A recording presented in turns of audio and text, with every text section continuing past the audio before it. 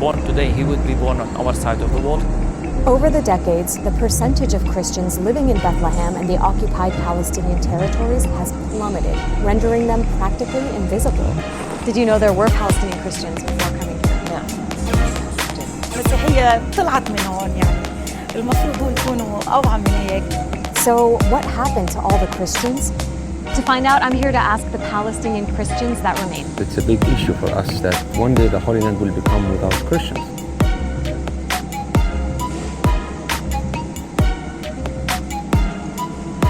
This is the Church of the Nativity in Bethlehem, one of the holiest sites in Christianity. This spot right here is believed to be exactly where Jesus was born. But down the street at a different church, I'm attending a Sunday service led by Palestinian pastor Mundir Ishaq. He says every year there are fewer Palestinian Christians in his congregation. In our church, there's a lot of old people whose children live outside, and it makes me worry a lot about 20, 30 years from now. Will there be Christians in Palestine? That's really our biggest nightmare. Around the year 1900, Christians made up about 11% of the population of what was historically called Palestine. That's now down to less than 2% in all of Israel and the occupied territories. The decline is much more pronounced here in Bethlehem. 70 years ago, the area was 80% Christian.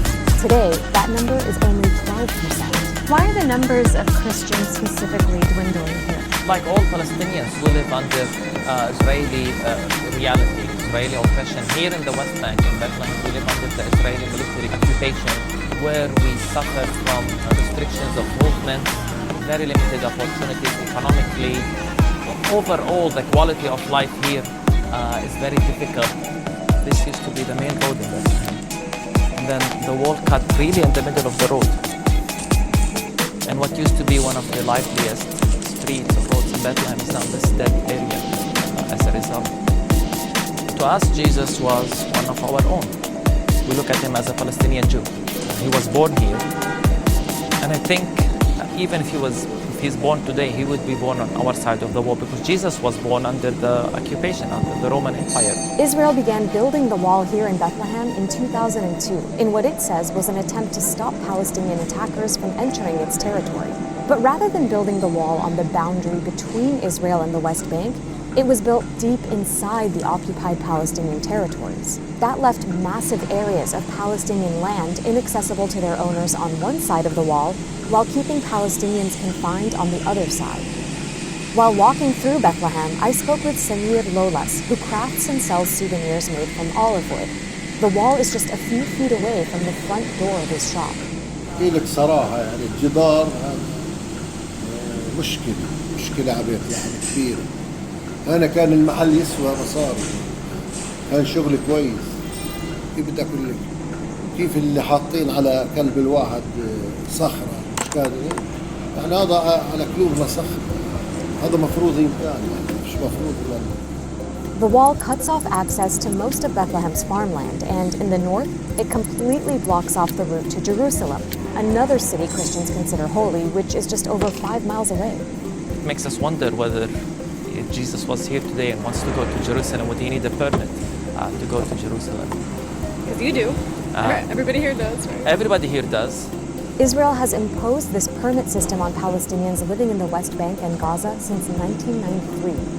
To leave those territories, even if it's to worship at Jerusalem's holy sites, Palestinians have to apply for Israeli permits that are often rejected.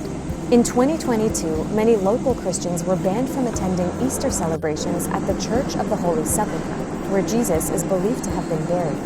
It was very upsetting to see, as a Christian, that I and others like me can't go to one of our important ceremonies, and Easter being most important ceremony. This is, of course, part of a much larger violation of Palestinian Christians' right to religion. Because like other Palestinians, Christians have faced violence and attacks from the Israeli state and settlers alike. One shocking recent example of an attack on Christians at the hands of Israel was this. In May 2022, Israeli forces attacked the funeral procession of Palestinian Christian and renowned Al Jazeera journalist Shireen Abu Akleh. She was shot in the head by an Israeli soldier while reporting in a helmet and flak jacket clearly marked as press. It was extremely upsetting. Even just her funeral, it was under attack. It was probably one of the biggest events that I've seen in my lifetime, where you see both the Palestinian struggle and Christian symbolisms sort of in one place. There were both Muslims and Christians praying together. Often there's this desire and interest to see Palestinians split on the basis of religion, and by the West also a narrative where Muslims are persecuting Christians, but here we saw all Palestinians coming together.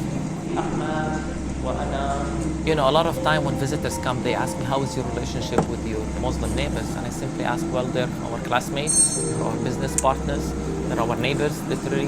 Mundir is also the director of the Christ at the Checkpoint Conference, which aims to teach Christians who visit Bethlehem from around the world about the realities of the occupation. Prior to coming here, did you know that Palestinian Christians even exist?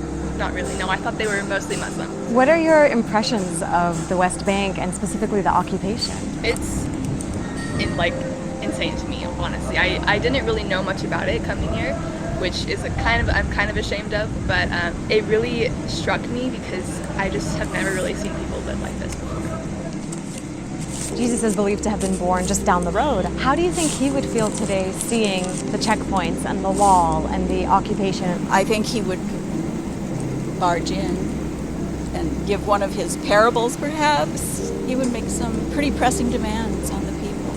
Meeting us actually opens their mind to a different narrative, opens their mind to the fact that maybe we did get it wrong about Palestine and Israel. And it is through a big misconception that this is a conflict between Jews and Muslims, as if we're caught in the middle, because not only we're part of the Palestinian people, but we're part of the Palestinian movement for liberation.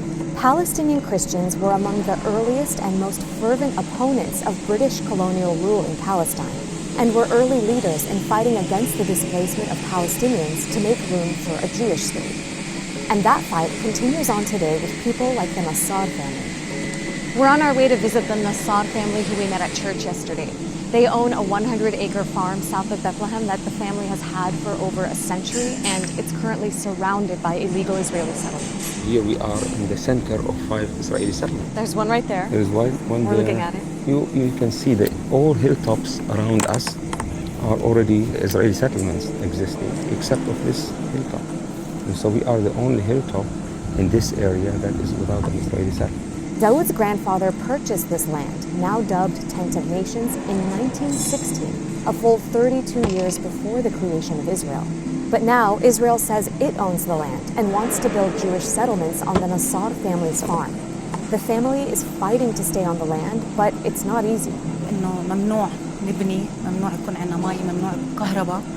معظم الوقت إذا بدنا نيجي ونروح نرجع من الأرض ونيجي على الأرض، مرات بتكون في check points. Because of those restrictions, Dawood showed me where the family sometimes has to worship in an ancient underground cave. Here we have our chapel where people used to worship. Wow. And still we have also a church service once in a while here. And this is the place where we come together. And it's about like being together, fellowship with one another. Over the years, the Israeli army and nearby settlers have attacked Dawood's farm, setting fire to crops and bulldozing fruit trees. Still, in the face of all this, Dawood says they refuse to be victims.